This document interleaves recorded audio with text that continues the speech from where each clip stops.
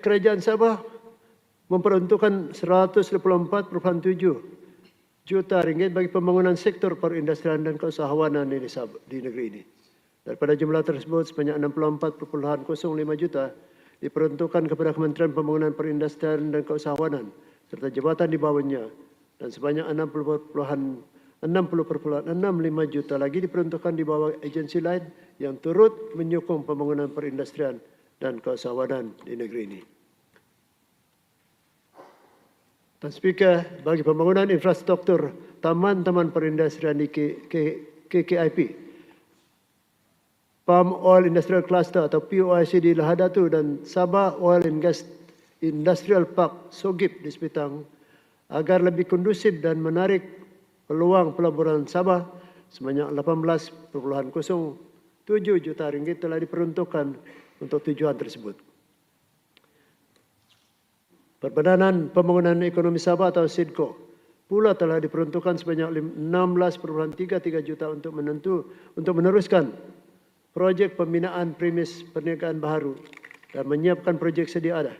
termasuk untuk pelaksanaan projek pembangunan ekosistem dan keupayaan industri di Sabah yang merangkumi kursus-kursus keusahawanan berfokus kepada kemahiran digital, keusahawanan siswaza dan latihan teknikal. Bagi sektor perindustrian, tumpuan tidak hanya diberi kepada ekonomi aras tinggi untuk menjana pertumbuhan negeri yang lebih produktif,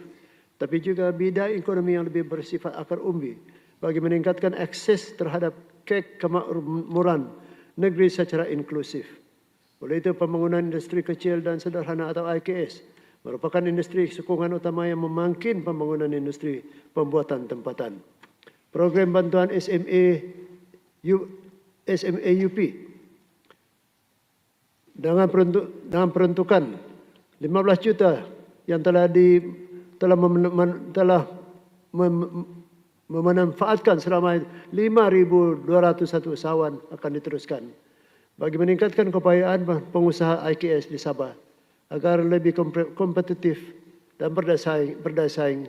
melalui bantuan mesin dan peralatan serta pembungkusan dan pelabelan. 15,000 juga adalah untuk memberi pendedahan kepada usahawan IKS mengenai teknologi terkini, pematuhan kepada persijilan mesti dan halal, serta perundangan yang perlu dipatuhi bagi menembusi pasaran antarabangsa. Terusnya, bagi memperbanyakkan lagi pasaran produk IKS ke pasaran tempatan dan menyediakan ruang kepada pengusaha IKS memperkenalkan produk mereka, kerjasama dengan Kujasa Mart, Desa Fresh Mart dan Sabah Credit Corporation Outlet akan dimulakan pada tahun 2025 di samping meneruskan kerjasama dengan Pasaraya Bataras dan Kedai Mesra Petronas. Bagi mengembang pasaran produk-produk usahawan IKS Sabah ke luar negeri melalui penyertaan Expo antarabangsa dengan sasaran jualan sebanyak 50 juta ringgit, sebanyak 13.8 juta diperuntukkan bagi program promosi pelaburan, pemasaran, penganjuran seminar dan ekspor IKS.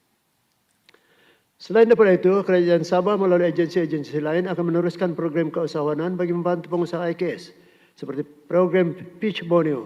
program Satu Daerah Satu Produk dan program pembangunan usahawan desa agar lebih ramai usahawan akar umbi menyertai pasaran keusahawanan tempatan dengan peruntukan sebanyak 2.5 juta ringgit.